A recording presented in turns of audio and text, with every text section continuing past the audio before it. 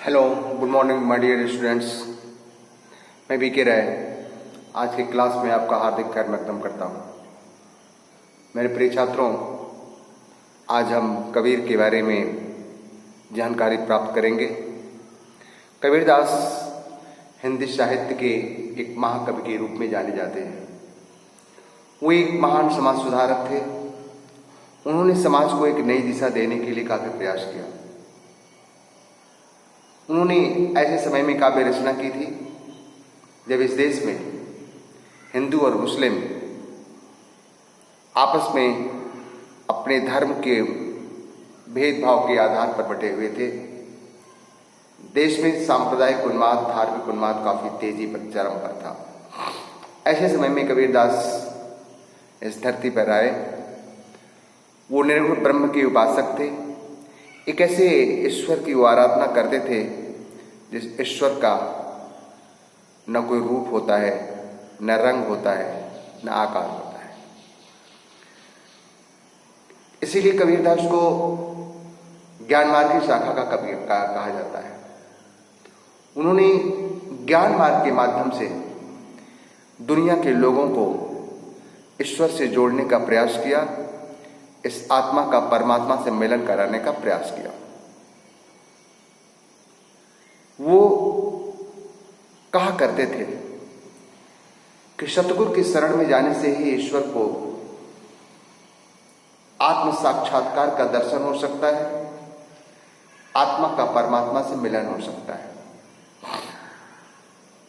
इसीलिए उन्होंने सतगुरु की महिमा का वर्णन अपनी कविताओं में अधिकाधिक किया है। साथ ही ये बताने का प्रयास किया है कि ईश्वर वो निर्गुण निराकार स्वरूप में है। हम उसे सतगुरु की शरण में जाकर के ही प्राप्त कर सकते हैं और उसका आनंद प्राप्त कर सकते हैं। मेरे प्रिय छात्रों, फिर से आप एक बार जान लो कि कबीरदास भक्ति काल की निर्गुण भक्ति शाखा के एक महाकवि थे। वो निर्गुण ब्रह्म के उपासक थे। ज्ञान मार्ग के माध्यम से उन्होंने दुनिया को ईश्वर से जोड़ने का प्रयास किया था। वह एक महान समाज सुधारक भी थे। मूर्ति पूजा के सख्त विरोधी थे। समाज में व्याप्त बाह्य आडंबरों, कर्म कांडों पर वो विश्वास नहीं करते थे। वो केवल उनका एक ही मत था कि सतगुरु की शरण में जाकर के हम ईश्वर का दर्शन कर सकते हैं। उसी से संदर्भित उनके ये दोहे हैं। उन्होंने 3 पुस्तकें लिखी हैं, साखी शबद्रवैनी, और साखी शबद्रवैनी का एक काव्य संग्रह उन्होंने एक जगह इकट्ठा करके लिखा है जिसका नाम है बीजक। उसी बीजक से ये दोहे लिए गए हैं। जो पहला दोहा है जिसमें उन्होंने कहा है कि मान सरोवर सुभग जल हंसा केलि कराय, मान सरोवर सुभग जल हंसा केलि कराय, मुक्ता फल मुक्ता चुगे है, अब उड़ी अनत न जाए। यहां पर उन्होंने जो मानसरोवर का वर्णन किया है, मानसरोवर के 2 अर्थ होते हैं। एक मानसरोवर वो पवित्र सरोवर है जिसका जल काफी स्वच्छ और निर्मल होता है, जिस जल में हंस हमेशा विचरण करते रहते हैं। उसके स्वच्छ जल का आनंद लेते हुए वे अन्यत्र कहीं नहीं जाना चाहते हैं। उन्होंने कहा कि मानसरोवर सुभग जल, स्वच्छ, मानसरोवर का जल स्वच्छ होता है जिसमें हंसा केल कराय, जिसमें हंस हमेशा ही जल क्रीड़ा करते रहते हैं। और मुक्ता फल मोती चुगे, मुक्ता फल एक प्रकार का फल होता है। उन्होंने कहा कि मुक्ता फल रूपी मोती को चुगते हुए वे हंस कहीं और नहीं जाना चाहते। कबीरदास ने जितने भी दोहे लिखे वो लगभग 2 भाव में थे। अब इसके दूसरे भाव की तरफ यदि हम जाएंगे तो वो ये होता है कि इस मानसरोवर का मतलब उन्होंने इस मन रूपी तालाब से माना। क्षित जल पावक गगन समीरा, पंच तत्व या अधम शरीरा, 5 तत्वों से बनी हुई ये शरीर एक दिन फिर मिट्टी में मिल जानी है। और इस 5 तत्वों से बने हुए शरीर के अंदर परमात्मा निवास करता है। इसी के अंदर आत्मा भी विचरण करती है। तो उन्होंने ये कहा कि मानसरोवर का उन्होंने मतलब बताया कि इस शरीर के अंदर को, आंतरिक मन को उन्होंने एक मन रूपी तालाब बतलाया। और मानसरोवर का अर्थ उन्होंने यही कहा कि मन रूपी तालाब कि इस स्वच्छ और निर्मल जल, मैंने कहा कि जल भी इस शरीर के अंदर होता, तो मन रूपी पवित्र सरोवर के जल में हंसा केली कराए जीवात्मा, हंस का मतलब जीवात्मा से उन्होंने लिया है कि जीवात्मा हमेशा विचरण करती रहती है। इस मन रूपी तालाब के अंदर जीवात्मा हमेशा विचरण करती रहती है और मुक्ता फल मुक्ता चुगे,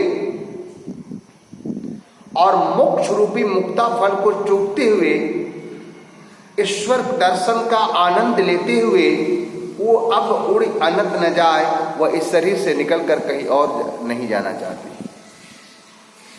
उनके कहने का मतलब ये है कि जो आत्मा है वो भी परमात्मा का ही एक अंश है।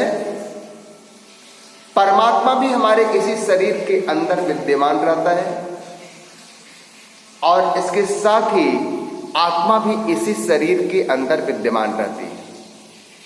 आत्मा और परमात्मा दोनों इसी शरीर के अंदर विद्यमान रहते हैं। तो भला सोचो, जीवात्मा परमात्मा को छोड़ करके अन्यत्र कहाँ जा सकती है?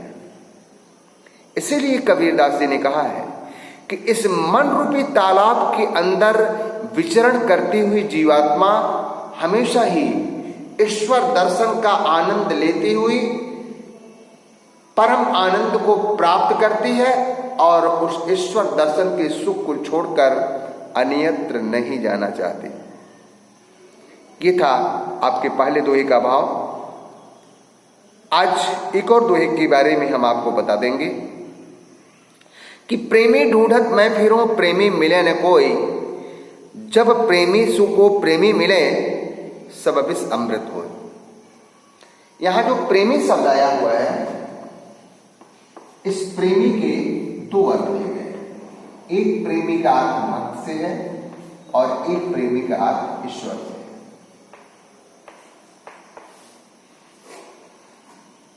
इंसान जब दुनिया में आता है तो ईश्वर जब उसे इस दुनिया में भेजता है तो उसे 2 बातों की सीख देके भेजता है कि जब तू दुनिया में जाना तो 2 काम करना। पहला काम, ये मानव जीवन बड़े सौभाग्य से प्राप्त हुआ है। परम भाग्य मानुष तन पावा, सुर नर मुनि सब ग्रंथ निगावा, ये तुलसीदास ने लिखा। इसी को कबीर ने ये कहा कि ये मानव जीवन बड़े सौभाग्य से मिला है। इसलिए जब इस दुनिया में जाना तो सबसे पहला काम ये करना कि अपने अंदर नैतिक गुणों का विकास करना। उस नैतिक गुणों के माध्यम से आप समाज को परम आनंद की अनुभूति कराना, अर्थात प्रेम, करुणा, दया, परोपकार जैसे सद्गुणों का विकास तुम्हारे अंतर्मन में विद्यमान रहे। दूसरा काम ये करना कि अपने 24 घंटे के अमूल्य समय में से कुछ समय 2 ही मिनट से ही हमारे लिए जरूर निकालना। इंसान जब इस दुनिया में आता है तो उसका सहज स्वभाव होता है कि वह मोह माया के बंधन में जकड़ जाता है। माता पिता, भाई बहन, मित्र इत्यादि दुनिया के रिश्ते नातों में वो अपने को भूल जाता है। उनके सुख, उनके दुख का ख्याल करते हुए वह अपने जीवन को बिताने लगता है और इसमें ईश्वर दर्शन के सामीप्य को वो याद नहीं रख पाता, सुख में भगवान को याद नहीं कर पाता। कबीरदास जी ने एक जगह लिखा कि दुख में सुमिरन सब करे, सुख में करे न कोई, और जो सुख में सुमिरन करे तो दुख काहे का हो। जब इंसान के ऊपर दुख पड़ता है तब वो परमेश्वर को याद करता है, अन्यथा सुख के समय वो कभी ईश्वर दर्शन की चाहत नहीं रखता। यदि वो सुख के समय ईश्वर दर्शन की अभिलाषा रखे तब तो उसका जीवन मोक्ष को प्राप्त कर लेगा। इसीलिए जो एक कविता उन्होंने दिया कि प्रेमी ढूंढत मैं फिरो, एक मोह माया के बंधन में जकड़ा हुआ इंसान है, उसके जीवन का अंत समय लगभग सन्निकट है, उसने कभी भी ईश्वर दर्शन की चाहत नहीं की थी। अब जब उसका अंत समय सन्निकट आया है तो वह ईश्वर दर्शन का सुख प्राप्त करना चाहता है। इसलिए वो इधर उधर दौड़ रहा है, एक ऐसे व्यक्ति की तलाश कर रहा है जो व्यक्ति उसे ईश्वर दर्शन का सुख करा सके, इस आत्मा के परमात्मा से मिलने के तार को जोड़ सके। इसीलिए वो दुनिया में दर दर भटक रहा है। कौन? जो अज्ञानता और मोह माया के बंधन में जकड़ा हुआ है। इसीलिए कवि ने कहा कि प्रेमी ढूंढत मैं फिरो।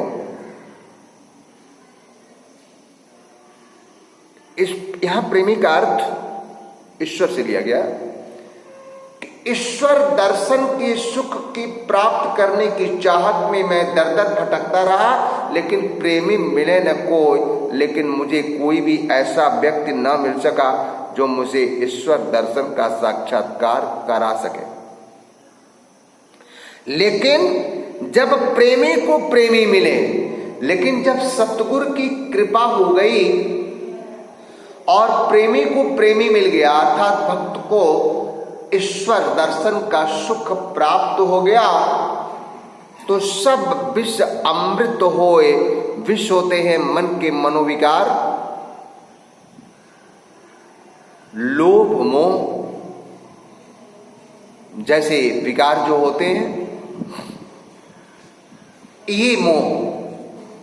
तो मन के जितने मनोविकार हुए वे सारे मनोविकार दूर हो गए और मन स्वच्छ और अमृत के समान निर्मल हो गया।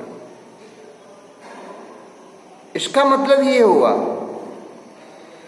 कि सतगुरु की कृपा से जब इंसान को परमेश्वर की प्राप्ति हो जाती है, आत्मा का परमात्मा से मिलन हो जाता है, तो उसके मन के सारे मनोविकार दूर हो जाते हैं और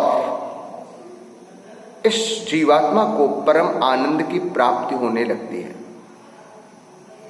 तो फिर से एक बार सरसरी तौर पर आप दोहों का भाव जानेंगे। पहले दोहे का भाव ये है कि मन रूपी इस तालाब के अंदर जीवात्मा हमेशा ही विचरण करती रहती है और ईश्वर दर्शन के सुख को प्राप्त करते हुए वह अन्यत्र नहीं जाना चाहती। ये आपके पहले दोहे का भाव रहा। दूसरे दोहे का भाव ये रहा कि अज्ञानता और मोह माया के बंधन में जकड़ा हुआ इंसान ईश्वर दर्शन का सुख प्राप्त करना चाहता है, इसके लिए वो दर दर भटकता है, लेकिन उसे ईश्वर दर्शन का सुख नहीं प्राप्त हो पाता। लेकिन जिस दिन सतगुरु की कृपा से भक्त को ईश्वर का दर्शन मिल जाता है, उस दिन उसके मन के सारे मनोविकार दूर हो जाते हैं, उसका मन स्वच्छ और निर्मल हो जाता है, उसे परम आनंद की प्राप्ति होने लगती है। एक तरीके से वह भवसागर को पार कर जाता है। तो मेरे प्रिय छात्रों, कबीरदास जी ने इन सारी विशेषताओं के माध्यम से हमें ईश्वर दर्शन के सुख को प्राप्त कराने का प्रयास किया है। आगे फिर अगली क्लास में हम आगे आपसे बात करेंगे। तब तक के लिए ओके, गुड बाय।